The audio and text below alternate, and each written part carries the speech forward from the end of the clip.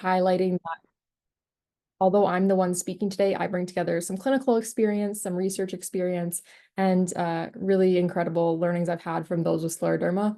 You're really the experts that are in this talk. You're the ones that are living with both scleroderma and navigating your well-being and mental health at the same time. So I really hope that that can be considered as I go through my presentation. And as mentioned, please feel free to pop questions into the chat. Now, Kelly, I'm not sure if I'll always be able to see them in the chat while I'm speaking. So please do feel free, anyone, to unmute and ask a question. Yeah, happy to do that along the way. And of course, we'll have time at the end. Oh, yes. And I don't have any conflicts of interest to report. So everything that I'm sharing today has no financial relationship to me at all. It's just genuine information based on research and clinical experience. There we go. So just to give a bit of a sense of what I'll be going through today, I'm going to give an overview, high level of scleroderma and mental health, why this is a topic that's of importance, how to maintain well-being. This is the idea of when people are generally doing okay, you feel like you're kind of close to where you typically sit in your well-being. How can we kind of optimize that, as is said in the title, and keep that going? On the third point here, it's thinking about when things get a little more tough. Perhaps mental health concerns are becoming more prominent. How do we address that?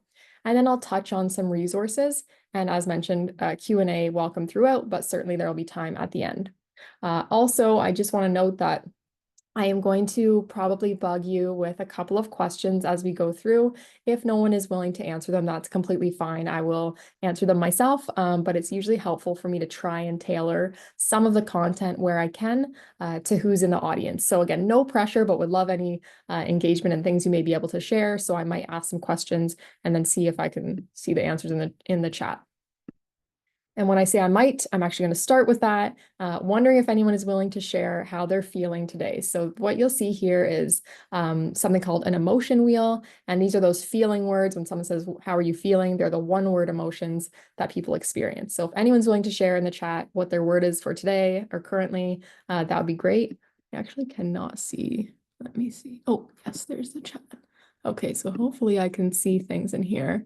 If anyone's willing to share, that's great. If not, no problem. For me, I'm in the ballpark of calm and thoughtful, trying to like really purposefully give some information today. If anyone else is willing to share, that's all good. If not, we'll just move on, thinking about how you're doing. You can take this moment to consider it for yourself. Now, moving us forward into some of the content here. So as each of you know, you're either living with or very connected to someone that lives with scleroderma, I would think. And there's a lot that goes into the well-being of someone living with this condition. Like having any medical condition, there are challenges that come up, but they're more prominent when we have a chronic condition, meaning it lasts for the life. And also there's an added layer of complexity once it's a rare condition like scleroderma. Fewer people know how to navigate this condition. Fewer people have heard of it. It becomes complex with trying to share information to your medical doctors. There's just this added layer that you may experience.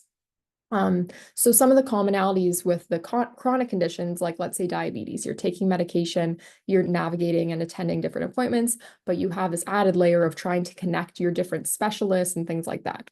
So I've always liked sharing this concept of the additional roles that you kind of get forced to take on as a patient, as an individual living with scleroderma.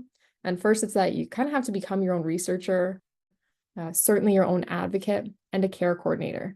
So these are tasks that I think anyone in general often feels that they're kind of at the point of they can't take on too much more. That's kind of what we do as humans, is we often fill our schedules with things that are important to us. And for those that have scleroderma, this now gets added on to that. Your plate, if your plate is already full, this gets added on with really no choice but to take on these tasks. So on a positive note, there can be a sense of accomplishment by doing these things, connecting those doctors. Last week in my own clinical work, I got someone a letter from their doctor, and I felt very proud that I was able to get the letter, because those are hard things. So you may have this sense of accomplishment with these tasks, but also it can result in additional stress and anxiety and worry, and feelings of overwhelm. So as someone focused on mental health, there will be times, especially in this talk, where I'm focusing on some of the negative, challenging pieces, and that's so that we can try and make them hopefully less challenging. So getting into why mental health would be important for those with scleroderma and why it's especially relevant. I'm just going to start here with some of these D words. The first one is demoralization. This is a concept that involves feeling discouraged or losing hope. This is something that can be especially common among those that have an illness where there's no known cure, which would be relevant for scleroderma. Some of the symptoms there are ways to manage them, but there isn't that piece of very strong hope of, oh, here is the cure, here is the medication, you'll be good by next week. And this next one here that is often a little more common as well is this term distress.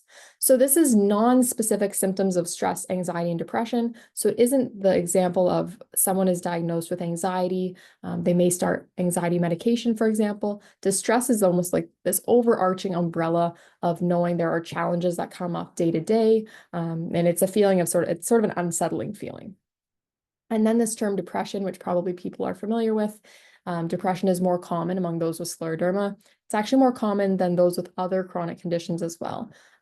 So the rates of those that have depression at some point in their life, that rate is higher among those that have scleroderma, excuse me. So I want to show this again just to know why this topic is important to further share that. And also know that if you experience some of these symptoms, you are not alone. Despite how rare scleroderma is in general, and it's rare, but it's one of the more common conditions, as I'm sure most of you know. Despite how rare this is and how it's not the diabetes of diagnoses, it is something that if you're experiencing these feelings, there's probably someone with scleroderma at the same time experiencing those same emotions and those same experiences. So I hope that this can provide a sense of normalizing and support there, that it's not just you that's going through this. There are going to be others experiencing very similar challenges. Moving us on to some different conditions here. Anxiety is another thing that's more common among individuals that have chronic conditions, including scleroderma. The term grief here is to realize that there are experiences that are going to look different in your life now that you have this diagnosis. So some people will describe sort of grieving the loss of who they were, how they lived in their relationships before the diagnosis as compared to after. So we want to make sure there's space for that. And then this word trauma is something that I've heard from individuals living with scleroderma themselves, as well as family members of those supporting someone with scleroderma, and noting they often say medical trauma. They say, I have this memory or this challenging experience of when I was in the ICU or when I had this flare up and this specific outcome happened. So these can be reminders of things that were very challenging related to scleroderma, sort of not the typical day-to-day experiences. Moving us on to just a couple other things that can be common among those with scleroderma related to mental health. Here's body image concerns. So as there can be some visible differences for some individuals with scleroderma, people have reported lower self-confidence and the concept of sort of camouflaging or covering up parts of the body to navigate that concern. Sleep difficulties is one that I also hear a lot about, and you're probably familiar with. And this can go all the way from staying asleep, falling asleep, waking up early, getting up multiple times in the middle of the night. Various sleep challenges can happen from pain, GI involvement, and again, the host of other experiences that someone may have. And this last one I'll note is quality of life, which is just this another sort of big picture consideration of our physical and mental health over time, and how our quality of life may change and look different when you have a condition like scleroderma. So these are all, a host of not super positive things that I'm sharing, but things that when we know, sort of when we know better, we can do better. And when we know that these are relevant, we can try and address them and make sure that they don't get forgotten, or all of a sudden we're at a severe point in mental health challenges where it's a lot harder to overcome them. I'll also note that these experiences are not distinct for only those that have scleroderma. These are experiences, unfortunately, the whole world faces, but to different levels and for different reasons. Not each one, but certain ones. Okay.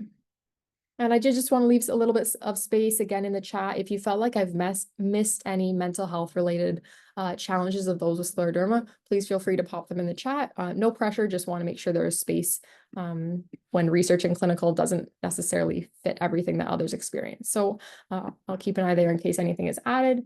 If not, then I'll move us forward. Oh, I was hoping that would come up as a different image, but that's okay. I would like to get us into now the idea of well-being. If you can try and pretend you don't see the right side, I tried to make it an image, but I guess it didn't work. So I want to think about well-being in general in mental health, with mental health clinicians and psychologists and others working in this field. The idea is sometimes we want to optimize well-being or keep us doing well if we're doing fairly well. And even when those are starting to struggle a bit, almost every mental health clinician will, and even family doctors too, will start at the same place. And it's the idea of let's get you to baseline. So let's pretend baseline is about here. And we'll say it's fairly straightforward. These are important concepts. These are like the meat and potatoes of well-being. You want to sleep those, I have 7 to 9, but even 6 to 9 hours. You want to eat your 3 regular meals, do some movement 3 or so times a week, and consider your substance use. So often medical professionals share this and mental health clinicians saying like, this is just the staples. These are the things you have to do. But if we look at that list and we think about those with scleroderma, this is not overly relevant and it's not this easy, just get to baseline concept. For those with scleroderma, I just mentioned how sleeping can be a challenge. Eating 3 large meals or regular meals may not work well with your GI involvement and your general the way you know how to navigate a flare up or avoid a flare up. So that one's not super relevant all the time.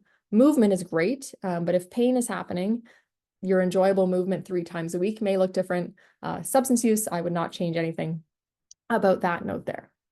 So this is something that I like to tailor to those with scleroderma and consider how can this sort of easy baseline that is actually not really easy at all if you're not there, but how this can be more relevant for those living with scleroderma. So I like to go to the spoon theory. If anyone is not familiar, you know what, I'll just give a little overview of it anyway. So the spoon theory, for those who don't know, let me make sure I don't misspeak. It explains the concept. It's sort of like a metaphor almost of living with a chronic illness. And those living with a chronic illness have reduced reserves or reduced energy, and things that used to take X amount of energy now take more energy. So if you haven't heard of this theory before, it's beautifully written by someone with a different chronic illness. It's available online, and it's this idea that something that may take someone without scleroderma, for example, 1 spoon, someone with scleroderma, that's going to take 4 of their spoons, and we only have a specific number of spoons each day. If I haven't clearly described that, please feel free to let me know or put a hand up. I've started describing this because I had someone say the spoon theory, are you talking about spooning? And that is not exactly what I'm talking about in this context. I'm talking about the theory related to chronic illness. So for those with scleroderma, we might want to think about baseline more in terms of what your typical day-to-day energy can involve and what your flare-ups can involve. So it may be something along the lines of, it's not an exact science, but you may start to learn yourself that you have, let's say, 8 hypothetical spoons or 10 hypothetical spoons. And something like if you have a medical appointment, that's going to take 5 of those spoons. So you may not be able to plan to go to a Zumba class that night or make a nice big meal or do the dishes or whatever it is. So I think what I like to highlight here is maintaining your well-being maintaining and optimizing your well-being when you have scleroderma is also going to involve finding your new baseline, which is not always the enjoyable task when perhaps you want to be doing what you did before, but finding your sort of equilibrium, the place where in general you aren't overly fatigued, you aren't, and this may change day to day, but we want to sort of have a little bit more awareness and bring some attention to what that baseline is for you now. And perhaps also when there's a flare up, because if there is a flare up, maybe that's the day that okay, I can go pick up my kid from school and I can, what else? Manage my medication and take a shower, but I'm not going to be doing the dishes that night. I'm not going to be doing laundry that day. And I'm going to not do that without guilt. I'm going to take those off the list because this is how I maintain my well-being and my baseline. So just something to consider from this perspective that's a little bit different than some of the generic information that you may hear in general about well-being. Oh, okay. There's my animation. Okay.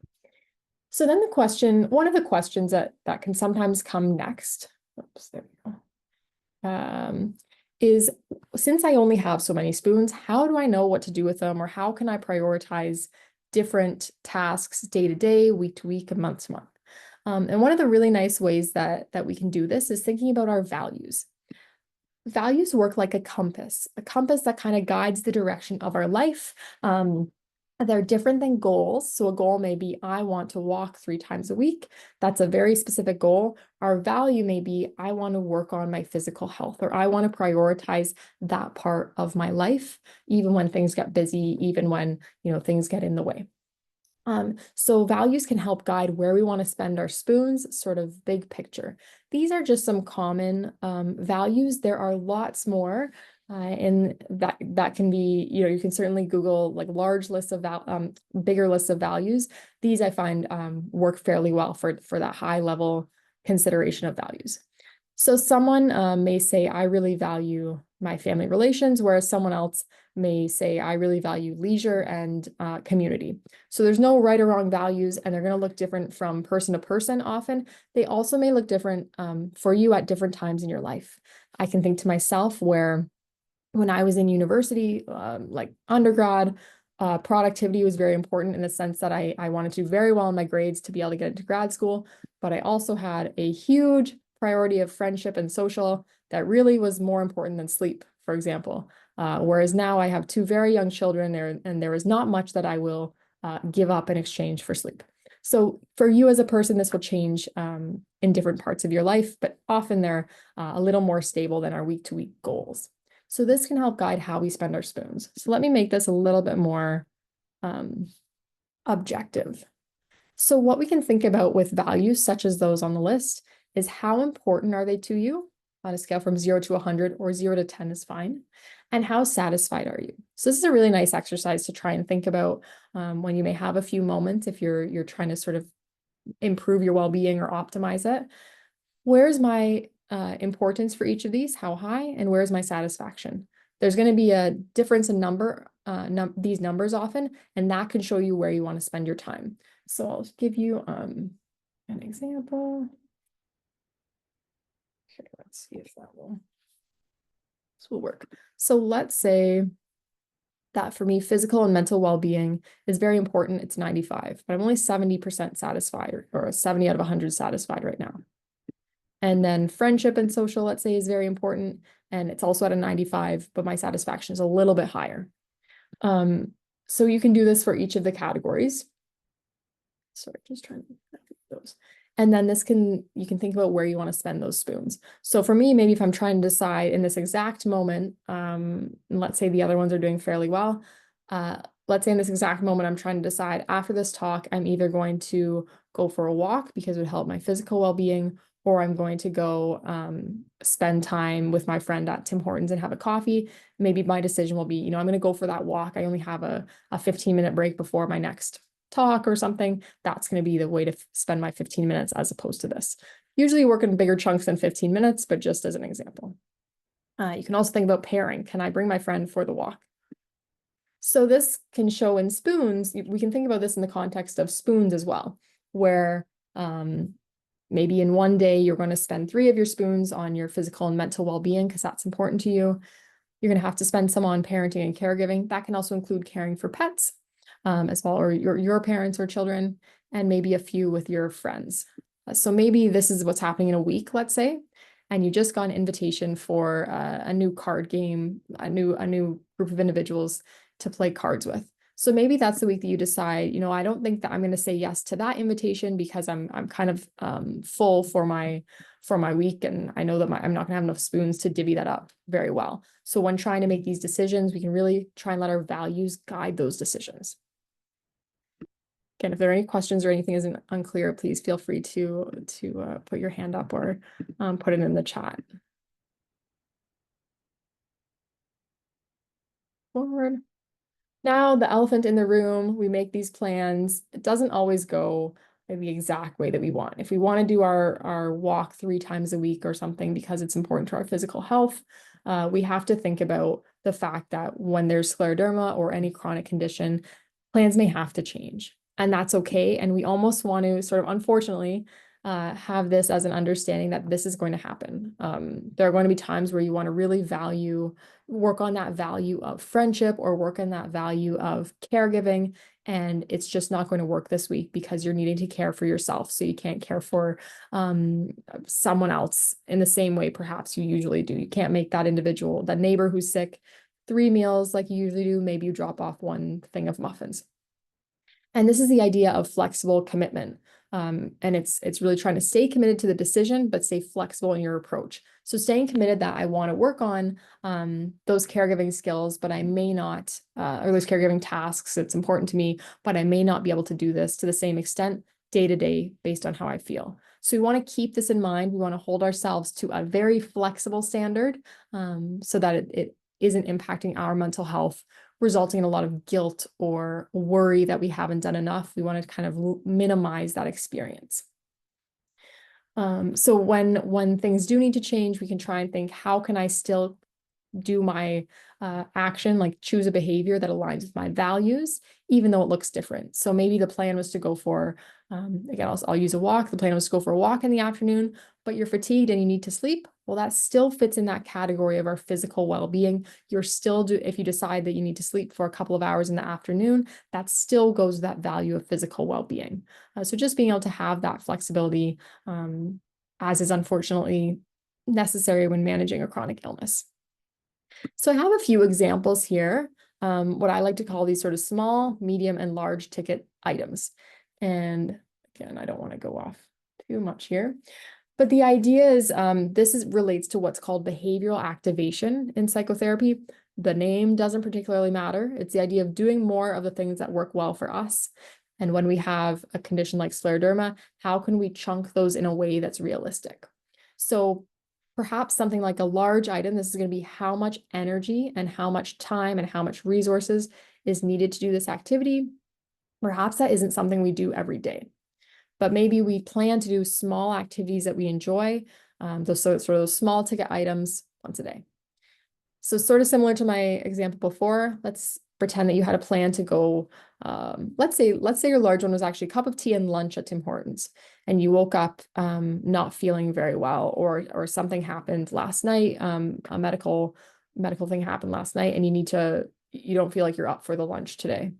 Well, then we can say, well, can we find that small task sort of in that same range of what the plan was to almost meet in the middle? So maybe instead you're going to make yourself a cup of tea at home, sit on the porch, because that's perhaps something you enjoy, and you're going to give that friend a call, and you'll have a little, 10-minute catch up, as opposed to doing that large ticket item that you planned. So these are things that, it can be helpful to plan these out. They can align with your values.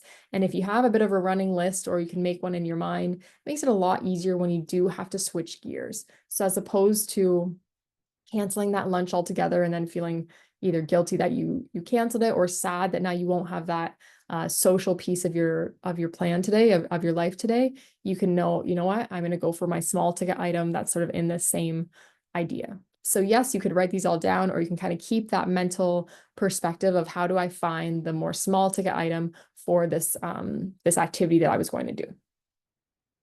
It just hopefully will make it a little bit less disappointing when plans do have to change.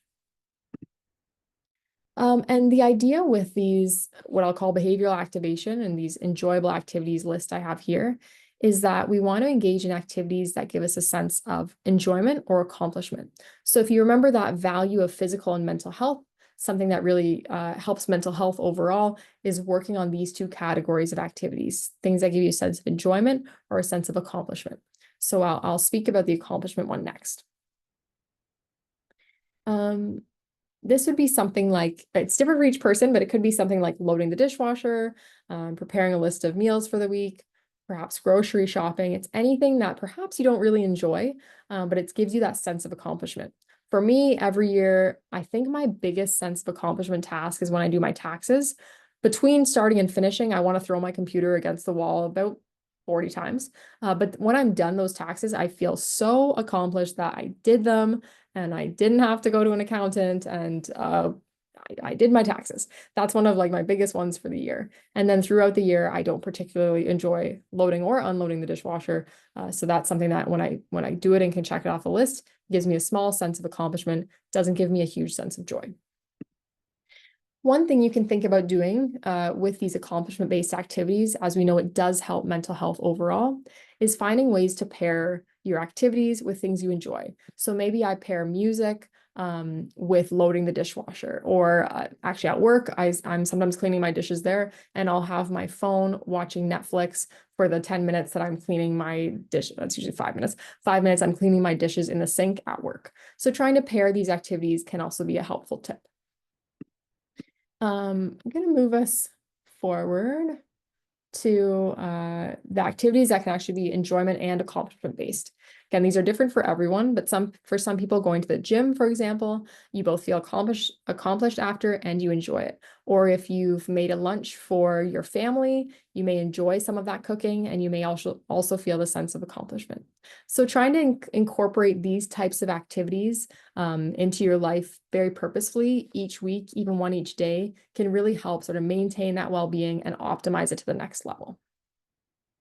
Okay. So this is just a reminder that when flare-ups come up, if you are able to do some of these tasks, it can usually help our well-being. So I'm going to move us now to addressing mental health concerns. So this is where perhaps things aren't going overly well and you're experiencing some low mood or some heightened anxiety and stress. What do we do in those situations? I will note what I just mentioned, behavioral activation, that flexible commitment is a natural way that is a specific way that's been shown to help with low mood, but I want to teach some other ones as well. I'm not going to go over this in depth, but the idea here is things that best, based on research, have been shown to help with low mood and anxiety, stress, and worry is the idea that if we can change how we think about different things or change our behaviors, our emotions will change too. Picture that there are two arrows for each of these. If I could just go in and change those emotions, we saw that emotion wheel at the beginning. If I could say today I want to pick happy, or today I want to pick joy, or today I want to pick excitement, I would do that. But unfortunately, that doesn't exist.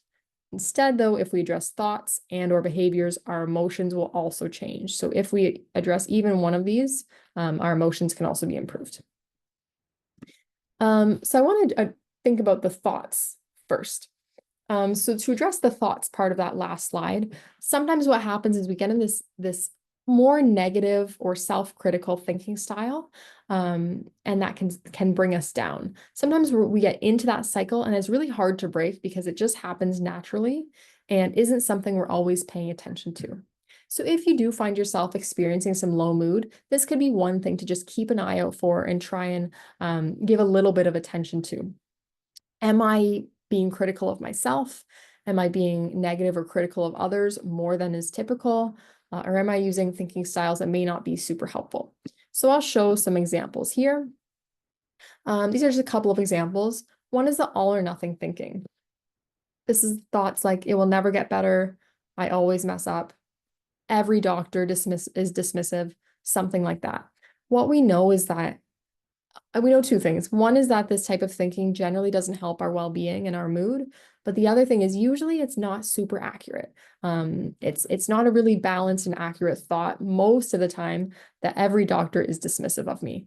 I hope that's not the case. There's usually at least one, or, at one point in the appointment, the doctor seemed to validate something, as an example. But the all or nothing thinking typically is one that won't end up with us in a good place. Next, I'll move on to labeling. This is essentially something like, I'm such a, whatever, I'm such an idiot, I'm such a loser, I'm so stupid, or they're being rude, they're being, any really label is something that sometimes, again, can bring us down in terms of mood. And then I'll move to unrealistic expectations, musts, and shoulds. These almost always result in some experience of guilt. So I was talking about dishes. I should be doing the dishes. I should be doing more with my family. I should be doing more at work. I shouldn't be on long-term disability or something like that. Any of those thoughts almost always induce some guilt. So there are ways that we can address this, but I don't like to say always when I just introduce all or nothing, and I just did it. I often like to introduce addressing the shoulds and changing it to a could. So as an example, let's say I worked my typical day and I sit on the couch after I work my day, I put my kids down, and then I'm on the couch and I might have the thought, I should be doing those dishes that are in the sink. If I can just change that language to, I could be doing the dishes, but I need a couple minutes to decompress and rest, and then I'll do the dishes after. That really changes the narrative that we're having mentally in our head. So those thoughts, I could just say, I should be doing the dishes. I should be doing laundry. I must be lazy right now if I'm not doing this. That's not going to end up with me in a good place. It also probably isn't going to be the thing that changes my behavior. But if we can address that language in our minds and address those thoughts, it can be helpful. So it's something to try and to keep an eye out for, just to know that sometimes like our thoughts aren't facts, they're just thoughts. I can have the thought, there's a purple elephant outside my room. I can also have the thought that I should be doing laundry. Neither of those are facts. These are just thoughts that pop into my head. So I want to also just give an example of one way to adapt some of these thoughts. So something like I'm always, what was my example that I thought of? I think it was that I'm a failure or I'm always a failure. Yes, this was my example in my mind. I'm such a failure or I'm always a failure. Well, what we can do is say, well, what would someone be if they weren't a failure? Well, they'd be working on their mental health, they'd be working on their physical health, they'd be really supportive in relationships, and they'd be doing something day to day. So what you can consider is, where do you fall on these categories of what is not a failure or what is a failure?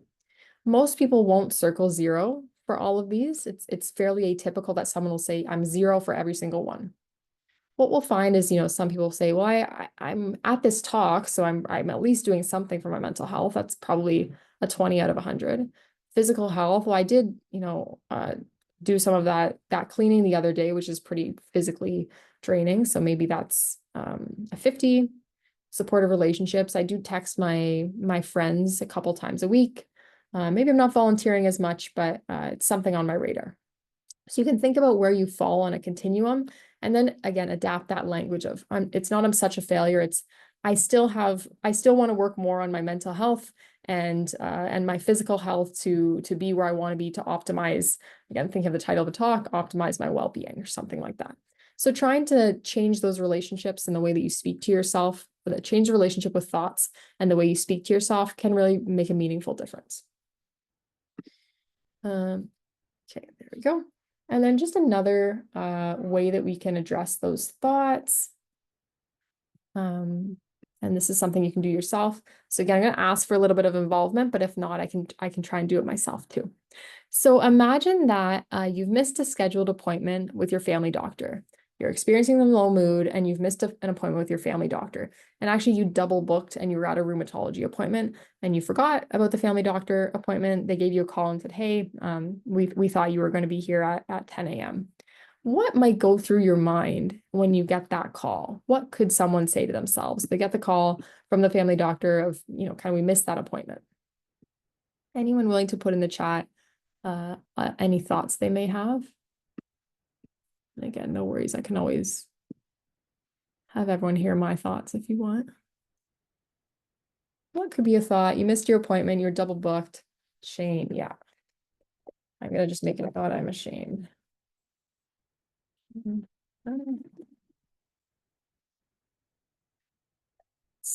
a good example. Thanks. Thank you very much for that one. Yeah, I'm frustrated. And I might put that in a thought. I'm frustrated and angry at myself. I did that for sure. Something that might pop in my head is something like, I'm going to use the should word. I should be more organized. How could I have done that? Yeah, those might be some thoughts that come through my mind. So thanks for those examples, everyone. And again, if we think about low mood, those types of thoughts probably aren't going to lead to a more positive or even neutral. Oh, this is a good, I actually had that thought because I canceled an appointment late this week for my daughter. There's a thought in the chat about how will I pay for the fee of the missed appointment. Absolutely. Those are, adds a layer of complexity. So another technique or coping strategy we can use is called the best friend technique. So let's change for a second and let's imagine this exact situation happened to one of your friends. Maybe it was your best friend. Maybe it was someone that's in your support group, for example. They come to the support group for Scleroderma and they share, this is what happened this week. And they share all these thoughts that they had. They're feeling really ashamed, feeling angry and frustrated. what would you say to that person? So let's pretend it's not you now. What would you say to that best friend? Or what would you say to that individual that has scleroderma shared about this in the support group? What would you say to them? Let's see. Oh, I've done that too. Yes. Okay. Oh my gosh, beautiful. Okay, let me write some of these awesome examples down. Something like I've I've done that too, so I've missed that appointment too. I've done that too. You're going through a lot. Give yourself some grace. Yeah, give yourself a break. You're human. Almost sounds to me like everyone makes mistakes. Great. What else would I, so those are great examples. That's perfect. Trying to think of anything else. What would I say? My best friend said this to me. I would also, I'd maybe say something like, that probably happens twice a day at a doctor's office. Like that probably happens lots at a doctor's office, and they don't think much of it. Not to say that we want to miss appointments, but these things happen. Maybe that's what I would say. These things happen. I'm glad, it's good you made it to the rheumatology appointment or something like that. These things happen. You were at another important appointment. So I hope what you can take away here is thinking about that best friend technique when we're being hard on ourselves. Why would we need to be harder on ourselves than a best friend? So it's something to take away with you and to think about, how can I bring that same, love the word grace. I actually named one of my daughters, her middle name is Grace for that exact reason. Give yourself some grace. How can we give that same grace and compassion to ourselves that we give to someone else? We deserve that just as much as any other person does. So this is another one that can be helpful with low mood. Let me just try and find the eraser, or else these will go through my next slides. Okay. Thank you again for the input there. Really nice examples of what we would say. So I want to move us along, just being mindful of time. I want to touch briefly on anxiety, stress, and worry. Sometimes people will say, I don't know why I'm stressed, or I don't know why I'm more anxious now than at a different time. And what we know and what research has shown is there are a few things that do result in more anxiety and stress. And these are situations that are ambiguous. Something like your appointment will be at the hospital in Tower 2. I was told I have to get a new N95. And they said, yeah, you'll come to Tower 2 in the hospital. And it's actually a different hospital than I work at. I have no idea what Tower 2 is. I have no idea what that means. I'm already thinking how I'm going to leave earlier because this ambiguous Tower 2 means nothing to me. Something like, is the situation novel and new? I haven't been to this setting before. So these are things that even one of them can result in some anxiety, stress, and worry. But as soon as we add them up, it becomes more and more likely that we'll experience some of these emotions. So are you having lots of unpredictable situations or experiences coming up? Often anything that results in a loss of a sense of control can impact how we feel.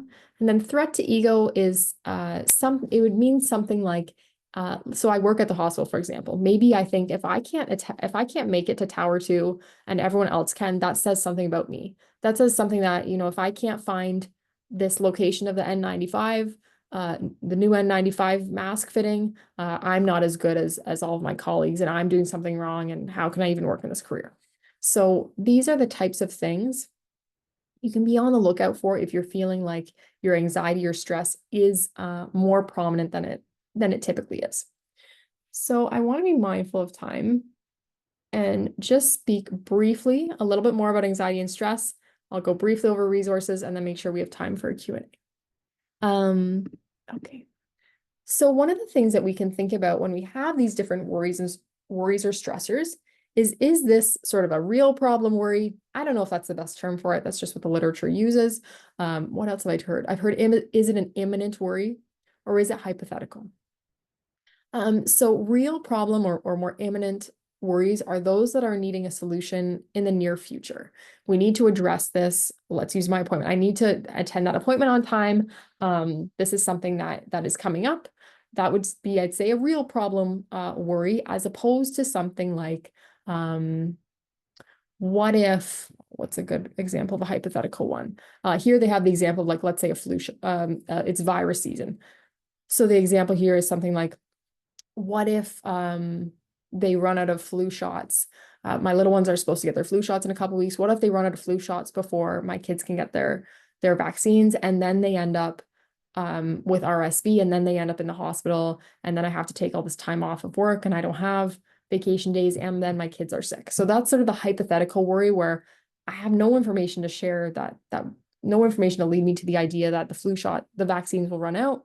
As opposed to, I do know, I have no idea where Tower 2 is to get my N95 mask fitting. So one of the things we can do with these types of worries is decide, is it a real problem worry? Is it more in the imminent future? Is it more in the imminent present, or is it hypothetical and in the future? Is there anything I can do about this? So then, yes, these are just more examples. So what we can do is think about, what am I worried about? And let's use the flu shot one. What am I worried about? I'm worried about there won't be enough flu shots for my kids. Is this a problem I can do something about? I can tell you, I have no way to get secret flu shot vaccine. I have no special skills there. I have no contacts. I have nothing I can do related to that. I can't make their appointment earlier. That was the earliest appointment I could do. So that for me would be a no. So I'm going to follow this tree all the way down, and it would say no. Then the idea is, can we let go and focus on something more relevant right now? So often the easiest way to let it go, I would say, is a strong distraction. So is there something that you can do in this moment to take you away from that worry?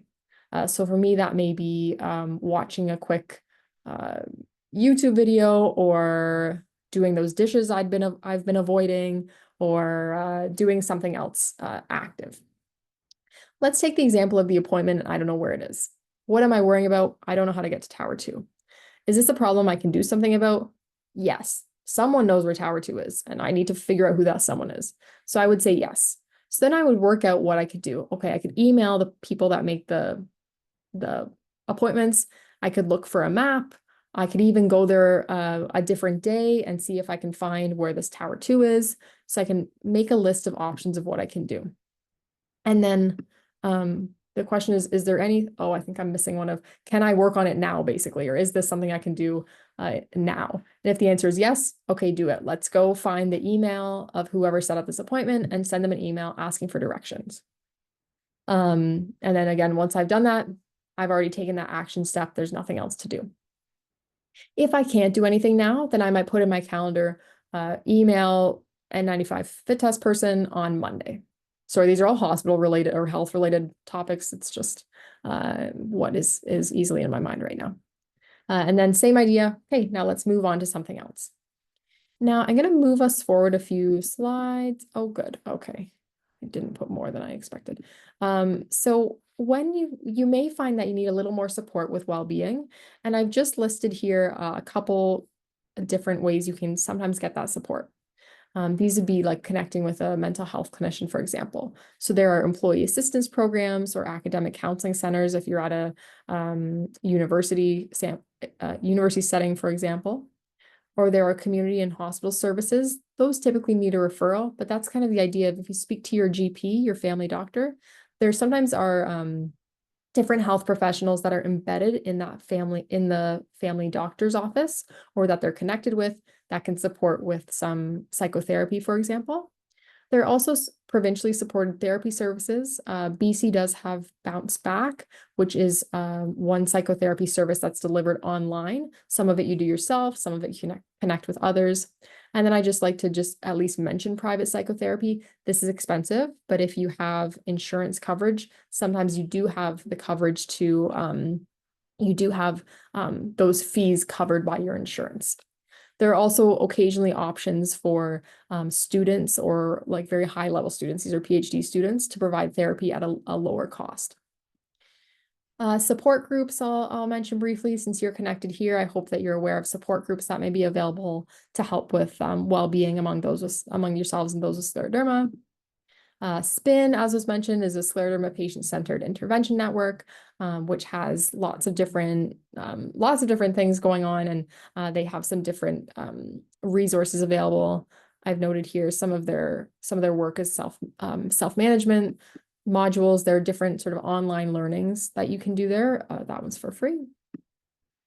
Oh yes, I was asked to bring up Scleroderma Canada. Scleroderma Canada is a good resource that you can check out online. They also have lots of different free resources. They have a free caregiver handbook that I helped with there that's available to download. They have lots of different resources. They also have a survey coming up that they asked me to speak about and just mention. It's to help develop their strategic goals. So I had to reread what that was. Yes, their survey is about strategic goals and priorities. So if you have the time to do the survey, I would just check out their website. This is a new resource that I only heard about a month ago. It's called Sclerocare.